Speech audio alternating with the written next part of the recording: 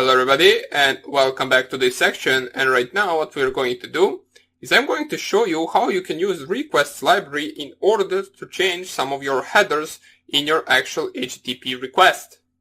So for example, we know that when we send the HTTP request, we actually send a few different things such as the actual IP address, the user agent, the encoding, the data, everything you send within that request, and some of those things or different fields that you're sending with the HTTP request also send your information, such as for example the user agent. Now the user agent sends the information about you, your browser, your PC basically, and it sends it back to the server, and then the server can actually see from where or not from where or basically from what you are sending your request. So for example, let me just show you. If we open up our burp suite, I'm not really sure if we can see it there, but we can definitely try to do something like that to actually intercept our request and see what are the things that we actually send to the server once we perform an HTTP request. So right here, okay, I accept, doesn't even matter. Burp suite is basically an actual program that comes in the Kali Linux, and with which you can actually intercept the HTTP requests and HTTP replies. Now the burp suite actually has to have a certificate in your Firefox, so make sure to do that before actually trying to intercept the requests with this tool. There are a bunch of other tutorials on YouTube on how to do that, so that is not really something that we will cover.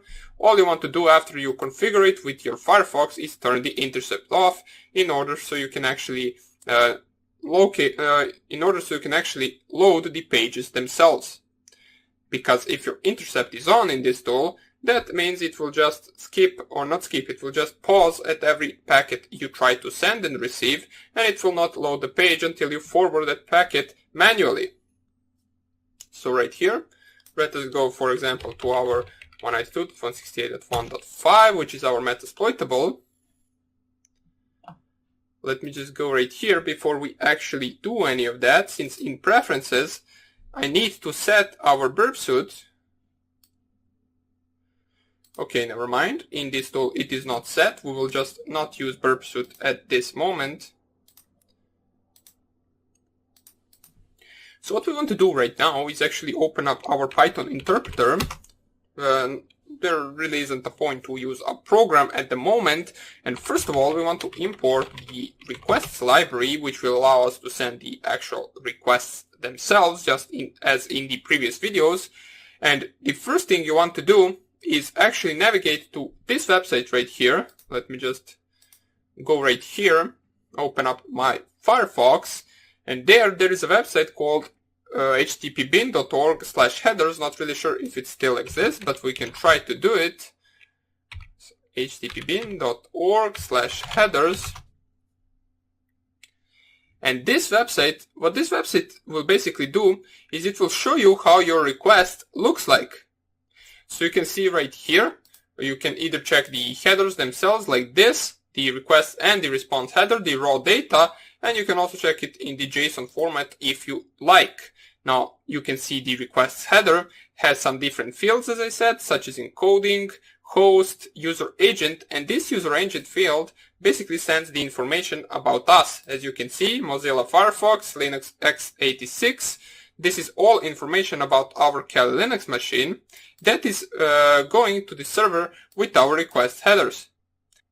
If you want to, for example, change just this field and send to the server as if you're connecting from some different device or something, anything you basically want to specify, you can do that with the Python library. So let us go right here. First of all, close this, import requests, and what you want to do is use a variable, or not a variable, in this case it will be a dictionary, because we want to specify dictionary the same as in our brute forcer.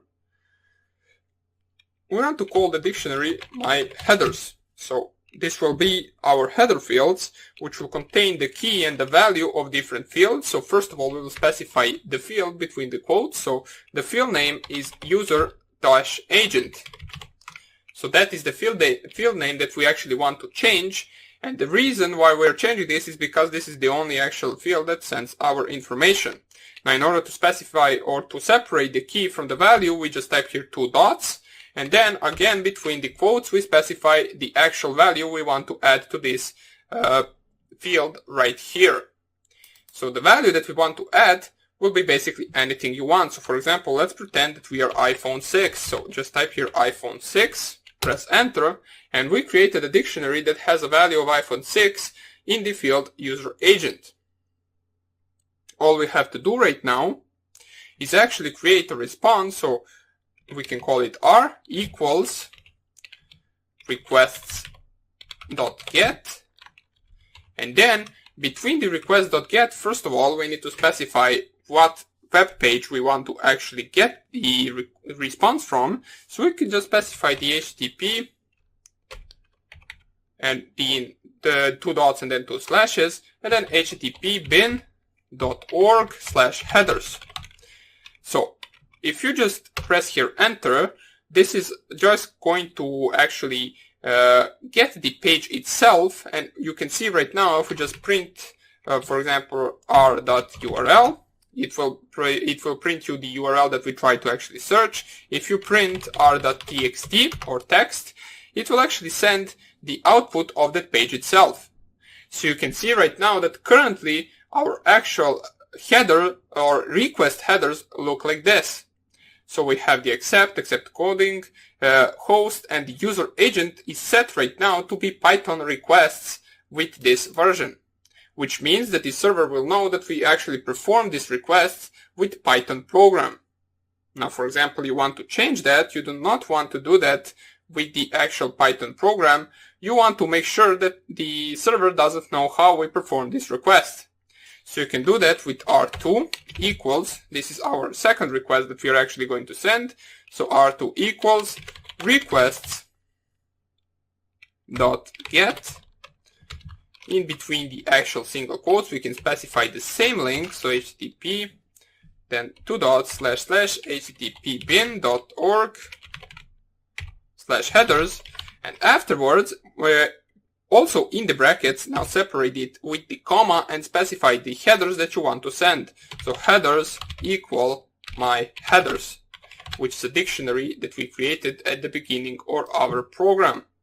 Press here enter. This will take time to actually send the request and get the response back.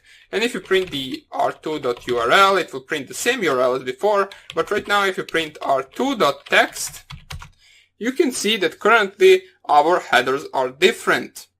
We actually have the user agent field specified as iPhone 6.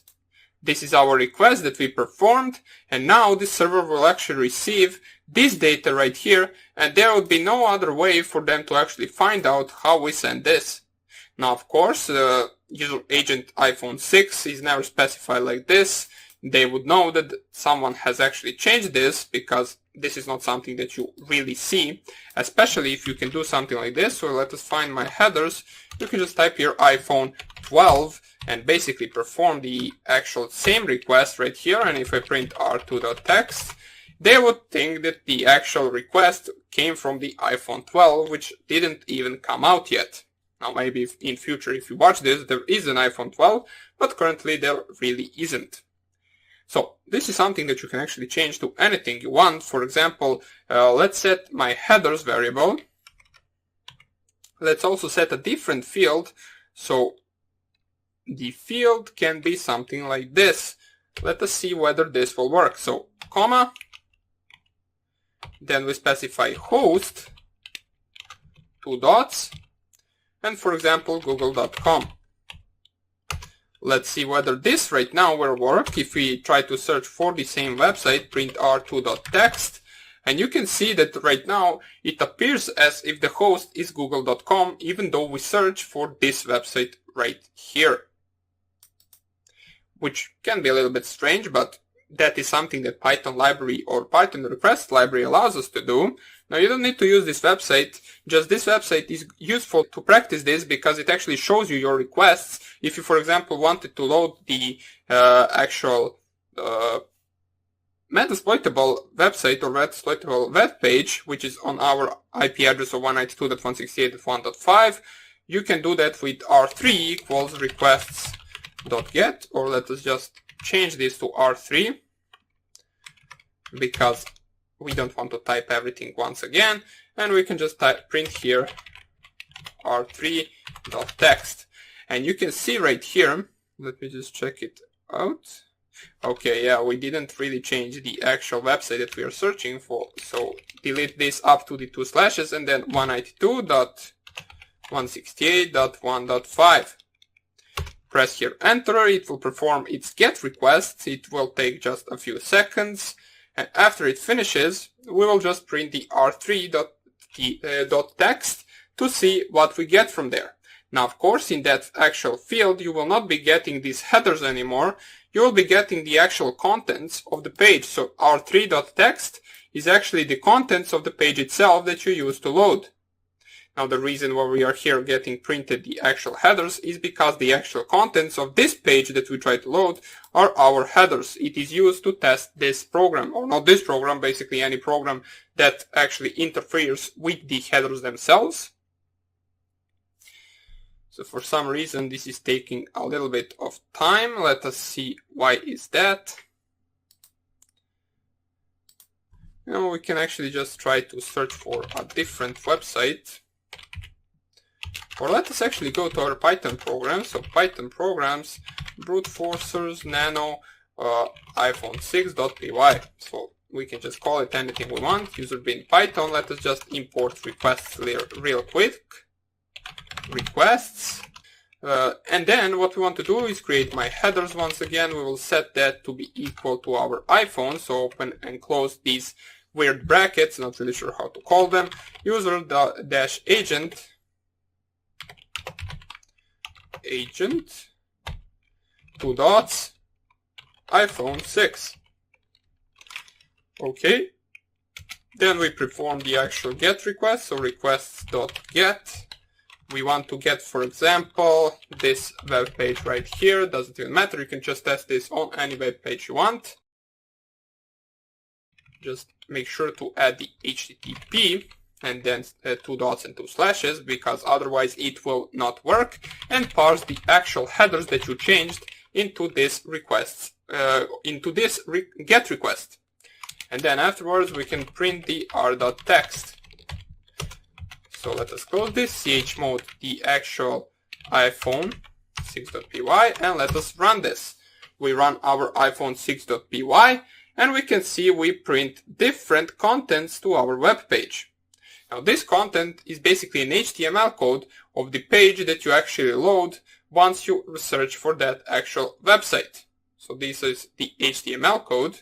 You don't really print the requests anywhere, but you can see that we were able to connect, even specifying that we are coming from the iPhone 6 and not from the Kali Linux machine over Firefox, or in this case over Python 2, because if we actually perform the request from here, it would say that the user agent was Python 2.